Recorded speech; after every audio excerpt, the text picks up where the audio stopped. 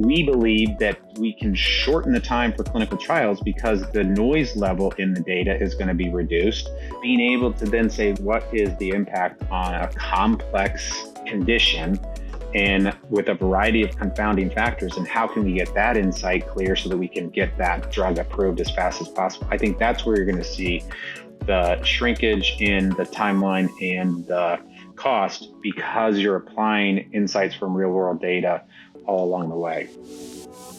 That's Ed Seguine, CEO of Target RWE, and he's the co-founder of Clinical Inc.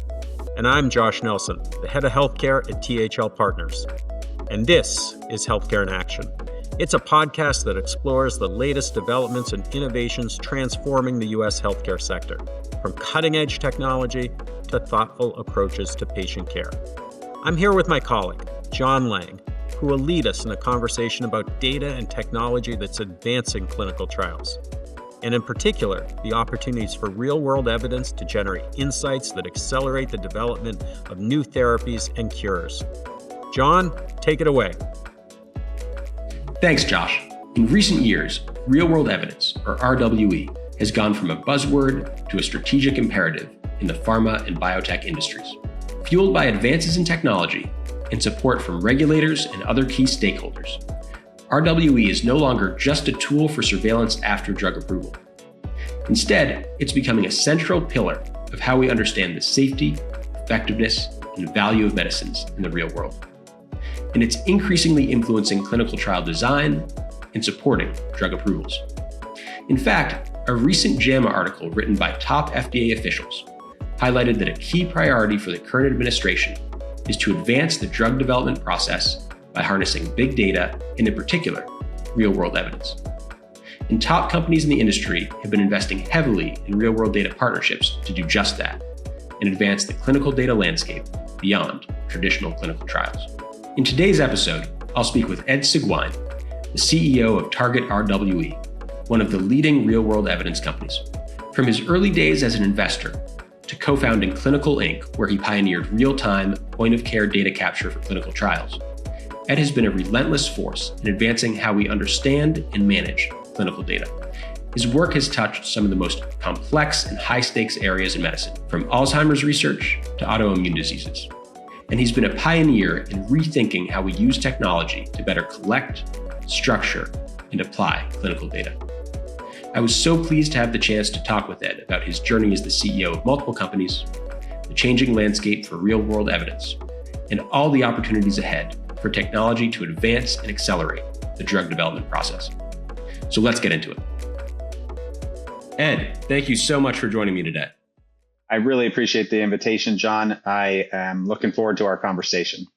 First, for people who aren't familiar, can you tell us a bit about Target RWE?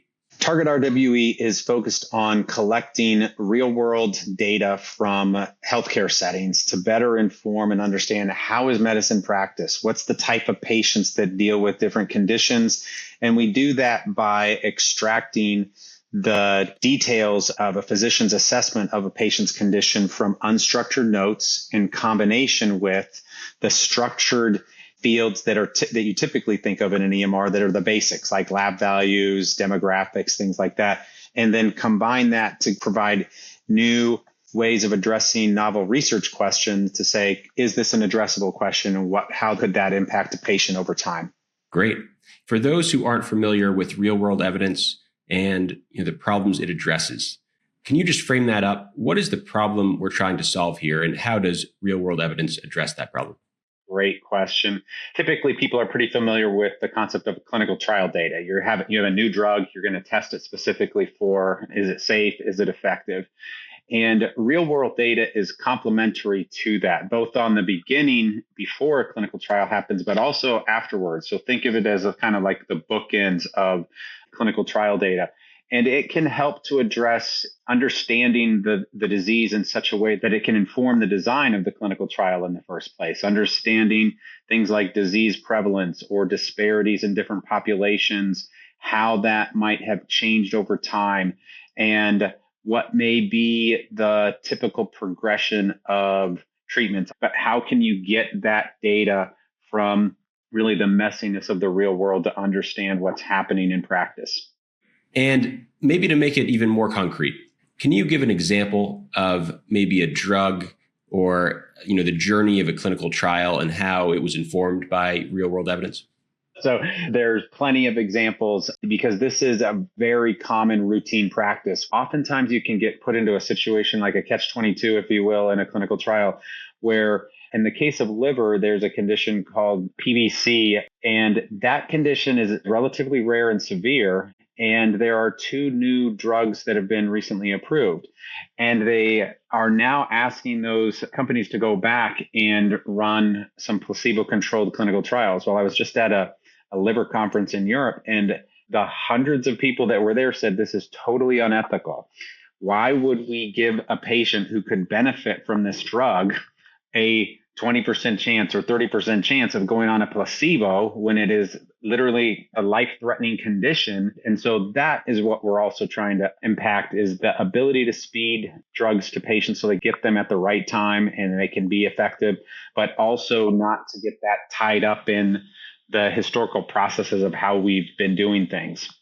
Got it. That's really interesting. And I think that frames up the role of real world evidence so well, because on one hand, you have the speed aspect where you've all this data happening, and you're able to collect it in the real world in addition to clinical trials. And so that should allow for, more speed to approvals of additional indications. But then also Exactly. You raise this really interesting ethical question as well, which is if you already know or should know from real world data that a drug is effective, that a drug is safe, then it really isn't ethical to be running a clinical trial, giving a bunch of people the placebo. You should be using the best data you have to get the best drug to the right people. Correct. So, maybe taking a step back, before you joined Target, you were the co-founder and longtime CEO of Clinical Inc. And so can you just tell us a bit about that company, how it came together, a bit of the history, and then how you ended up at Target? Yes. So Clinical Inc., I was the co-founder with 2 other extremely talented individuals, and we started that company in 2012, and it was focused on the operational aspects of how to collect clinical trial data. And this was based on an experience at the time. I'd had about 10 years as an investor on the behalf of Eli Lilly's venture capital team in how to accelerate the operational infrastructure to conduct clinical trials. And I had sold a previous company to Metadata, which was one of the leaders in the space. But what we were really seeing at that time was simply a conversion of paper-based processes to an electronic process. So instead of collecting clinical trial data and writing it on paper and then writing it on another copy of the paper and sending it in, we had evolved to the point of writing it down on paper and then typing it into a web-based database, a glorified survey monkey, if you will, really. And in combination with my business partners, we said, there's got to be a better way to make this electronic from the moment that matters. During that patient visit, let's get it electronic. If we can do that, we can eliminate a lot of externalities and issues that come up with having to confirm what we recorded on the paper, really what is the data that got entered into the clinical trial. And then it really shifted to very rapid growth. And so for a period of 5 years, we were like 40% compound annual growth rate over, year over year for 5 years. That's a lot of change. And in that, we shifted and expanded to cover not just data collection at the site by physicians, but also data collection at home by patients. And our focus was really, how can we address the highest complexity therapeutic areas like Alzheimer's that had been highly resistant to, hundreds of clinical trials, but because they're very complicated to understand what's going on. And a lot of that complication came from the difficulty of implementing studies in that therapeutic area, focused on lupus and other neuroscience and autoimmune disorders, because our thinking was to just simply ask a couple of questions of patients like, hey, how well did you sleep last night? Or did you get sick after you took the drug? Like, that's simple. But to do the really complex things that have an indication on effectiveness and patient impact that required clinician judgment, that's what we built the platform to deal with the highest complexity types of instruments. Got it. Maybe switching gears, one thing that seems to be a theme across your career is that there is so much data in pharma, whether that is clinical trial data or real world evidence. And it is so poorly managed and collected. And in a way, you've spent a large portion of your career trying to address this problem in different ways. Yes. So can you just frame up the state of where we are in terms of pharma data today, and then what the opportunity is, where you see, 5 or 10 years down the road, how can we manage it better? Well, I'm very passionate about this. I have, in fact, tried to do true innovations in business models throughout my career. And that's why I'm so excited actually about Target RWE, because I think that the opportunity in the broader environment now presents the ability to have an impact in ways that we couldn't even like 5 years ago. And I know it's so fashionable to talk about AI, and it actually drives me crazy because it's a shortcut for people who don't really understand. And then AI will fix something that we don't really understand. But many people said, hey, EMRs are going to rule the world back when I started Clinical Inc. And I knew that that was not the case, because the way that we use data in medical practice is so different than the way we use it in clinical trials. And that's for a good reason. Don't bemoan the fact that we wish it would be something else or would be better. Just accept that it is that way. And the purpose for medical information being collected the way it is in EMRs is largely because you're trying to justify a diagnosis for insurance purposes. But the substance of what that clinical judgment is, and how is that disease progressing, and what are the specific symptoms that lead you to, a particular ICD-10 code that you're going to put in to bill for, that's where the meat of the data is. And that's where Clinical Inc. came in initially, because we said we have to get that specifics just for the purpose of the clinical trial.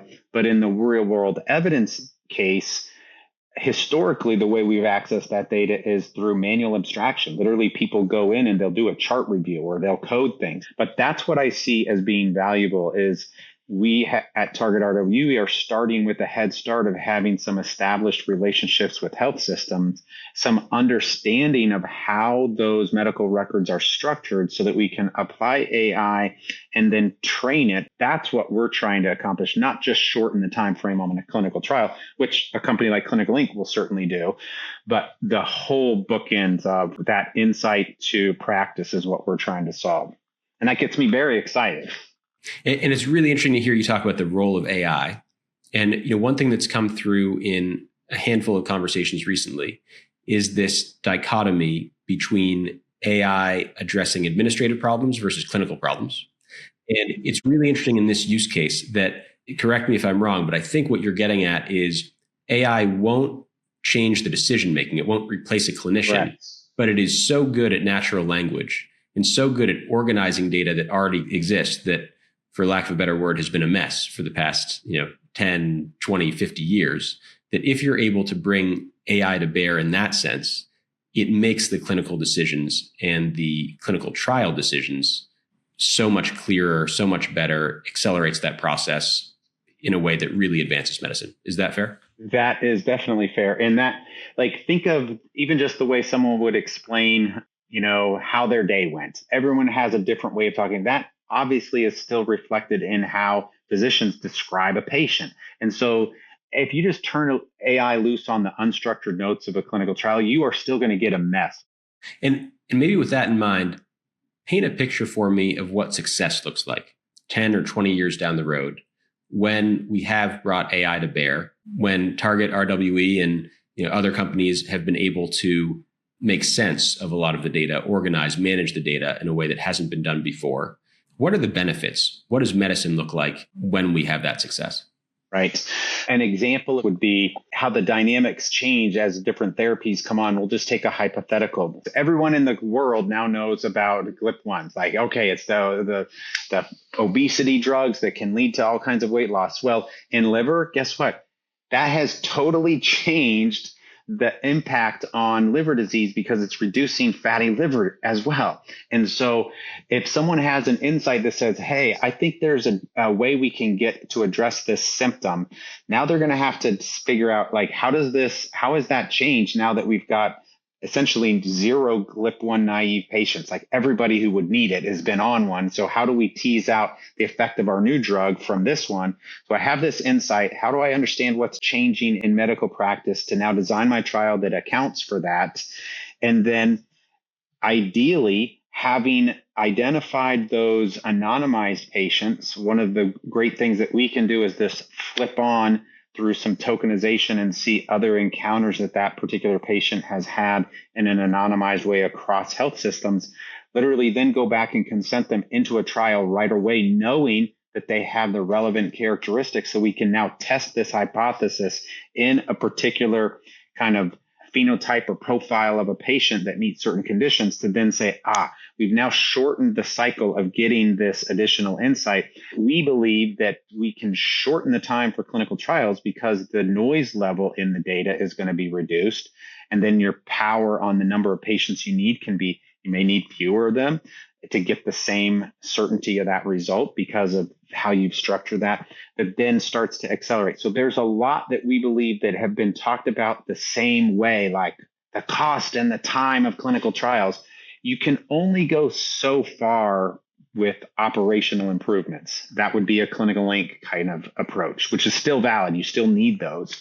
But being able to then say what we're really looking at is what is the impact on a complex, condition and with a variety of confounding factors, and how can we get that insight clear so that we can get that drug approved as fast as possible? I think that's where you're going to see the shrinkage in the timeline and the cost because you're applying insights from real world data all along the way. It's really interesting. And that's a great example and reminds me of a phenomenon that I've come across a number of times, particularly as we focus on businesses that help seniors, that it is so common for seniors and really others to be on multiple medications, 5 medications, 10 medications, 15. And it is so rare, and maybe it's, it virtually never happens, that you have clinical trials of people with those specific 5 or 10 or 15 medications. Exactly. And so that's where, because in a clinical trial, you're trying to eliminate all of those other factors to say, is this safe or is this effective?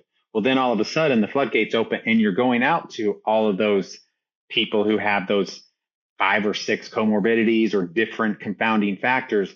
Now what's happening with them? That's another use case for the real world effect of virtually every drug. You could say that there's a need to look at that just in like real world people. They were not just, singularly categorized as you may be in a clinical trial.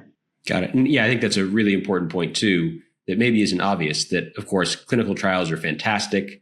We are so lucky to have the scientific method and all the advancements that have come with that. At the same time, clinical trials by design are not really real world. They are not at all.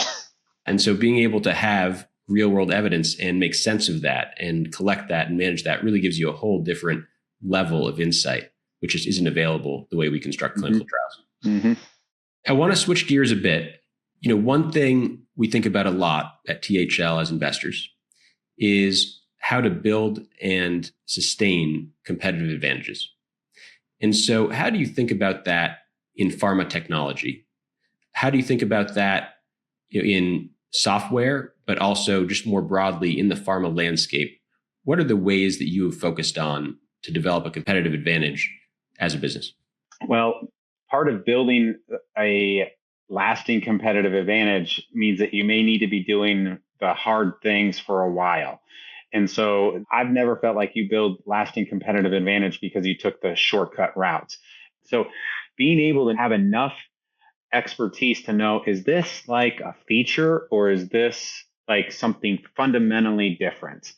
I would actually argue there's few, at least in software, there's few defensible, really meaningful competitive advantages. I think one of them, at least in the case of Target RWE, is like our relationships with the sites that are giving us this deep depth of data. And I think in this AI-driven world, curated data sets become a competitive advantage because of the insights that they can give and what the intelligence that they reflect being curated into them. And so that's where we are investing a lot of time in how do we develop this deep expertise reflected in the data. Great. Maybe switching gears a little bit, going back to something you said earlier, you talked about with Clinical Inc. how important it is to have tangible, immediate ROI. Yep. How do you articulate that value proposition to customers at Target? Oftentimes when we start the conversation, and these are very hypothesis generated kind of conversations. They have some inklings of data that's come from how they've assessed their clinical trials. And so the first thing that we were able to do is test those hypotheses with retrospective assessments. If you think this, let's go look back at the data that we already have. And so typically when we initiate a relationship with a health system, we're actually grabbing 5 or 6 years of history all at the same time, and then getting that history updated on a quarterly basis. So we have the immediate ability to run those trained data curation agents and then test, what do you think, does that really exist already in the past? And then it becomes an iterative approach to then say, if that didn't meet what your hypothesis was, why do we think that could be the case? Our ability to say, how can we give you value, lies in being able to test immediately some of those hypotheses and then explore and act on what the possibilities for a discrepancy in that hypothesis from what they theorized could be. And as you look out 5 or 10 years, what do you see as the key growth levers of the business? So there's a number of factors that drive the ability to get these insights. And the most important one is this specific therapeutic understanding. So we are not trying to boil the ocean. We're not basically saying we're going to take all claims for anything all over the place. There's a lot of data sets for that. I would argue those data sets don't get to the level of depth of the clinician insights that do. And so we're starting with 3 right now, 3 therapeutic areas. We need to do that well. We need to run some studies. We need to show them through the whole life cycle. And so we may not expand to other therapeutic areas for quite some time. And then over time, we'll add a 4th or add a 5th. But one of the benefits of our platform is once we have a relationship with an institution, we just can say now, hey, let's flip on your, pick your other disease area. We were getting this for liver. We're getting this for derm. Now let's flip this switch for this. We've got the agents that can process this and this understanding. And so we'll do that sequentially over time, but we need to do first things first, deliver real value in our flagship platform, liver, and in our emerging platforms, derm, GI, and autoimmune. And then we'll move into other areas. Great. Taking a step back, I am a real optimist about what real world data can do for medicine and ultimately for patient outcomes. What makes you most excited as you look out over the next 5, 10, 20 years about Target and about real world evidence? I think that these are things that have been talked about and hoped for a long time, but the data hasn't been accessible. The data hasn't been widely available. And if you look back, it was only in a few short years ago in the Obama administration where there was this push to get everybody on electronic medical records. That means there needs to be a time frame of effective use before you're starting to even capture that data. So I think we're at a unique period of time where now when we do a look back period, we can actually gather some relevant information. And that with these additional insights will only get better. I don't believe that all of a sudden EMRs are going to just magically be more effectively documented. There's no possible way you're going to ask busy physicians to do greater documentation. And so there will still be an accepted kind of degree of messiness in the justifications of their clinical thinking that is just part of getting that business done. But if the technology can evolve to essentially access that and strip that out, we can give those insights back. And I get very excited about then being able to apply that to have new insights to address different conditions. One of the things in liver disease is that there's a symptom called pruritus, which is itchiness. And it's actually not documented well in the notes because to the physicians, it's like, yeah, well, we're going to try and treat your liver disease, but like, it can be extreme. But if we can now start pulling these things out that matter to patients because we're solving some of the more basic issues, it gives us the ability to inform future development paths that give treatment options for people who have this, which is crazy. I was like, we're looking at this and it was really actually hard to find this. And we asked people like, well, we know they have it, but we just can't do anything about it. So we don't even document it. Like, it will have this virtuous cycle that helps to gather additional insights. Ed, I really appreciate you taking the time. Thanks so much for joining me. I've really enjoyed it. Hopefully people get something out of this as well. As we wrap this episode, I'm joined by my colleague, Ben Stern, Vice President at THL and a leader in our pharma services and technology efforts. Ben, over the past multiple decades, pharma companies have been increasingly outsourcing services that they used to do in-house. And in addition, they've also been adopting technologies from outsourced firms as well. So can you talk about the arc of that penetration curve and what technologies are really pushing the boundaries and adding new functionality to the pharma value chain today? Absolutely. So as you mentioned, pharma companies over the past decade or more have gone from building all of these capabilities in-house to partnering with technology and service providers who are more specialized and have deep therapeutic area expertise, and thus able to deliver on drug discovery, development, and commercialization in a faster and better way. And so on the services side, we've seen specialty CROs or clinical research organizations and commercialization services vendors who are partnering with pharma to help really plug in key parts of the pharma value chain. On the software side, I think one of the really interesting trends that we've seen is the adoption in clinical trials of eCOA, or other ways to collect endpoints and data from the patient and from healthcare providers that are more decentralized. From the patient perspective, Ben, what should patients, consumers, be most excited about that real-world data can unlock? Where will they see the impact in their daily lives? Yeah, there are a couple of areas that are really exciting for patients. One, as Ed mentioned, is in actual clinical trials. For many clinical trials where there's an approved disease, there are real ethical concerns with having a placebo arm and having patients who have a disease that there is a treatment for go untreated. Being able to use real-world data to simulate a control arm for these trials will help more patients in the trial themselves and also bring more drugs to market. Patient recruitment for clinical trials is incredibly difficult, and being able to tell patients that they won't receive a placebo arm is a real benefit and will help reduce the cost of care. The other is in diagnosis. As we've talked about a lot of times in our investment efforts, big step in our healthcare system is being able to really identify diseases early, using real-world evidence to help take data from labs, take data from doctor visits, and other interactions with the healthcare system to be able to identify and really get a treatment to the patient as early as possible is a really exciting possibility for patients. Great. And one thing that really excites me is that Ed brings so much experience in innovation and entrepreneurship to his new role at Target RWE. And I think it was clear from our discussion that there is just so much additional opportunity for innovation in real-world evidence. What are you most excited about in the next 5 to 10 years in terms of the evolution of real-world evidence and how it's going to have an impact on the U.S. healthcare system? Yes.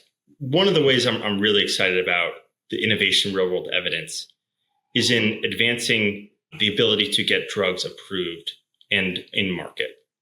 The FDA recently came out with a statement talking about how they really want to support this effort, using real-world data to be able to move drugs through this discovery process and development process in a way that is faster and lower cost can really create a step change in the amount of innovation available for patients.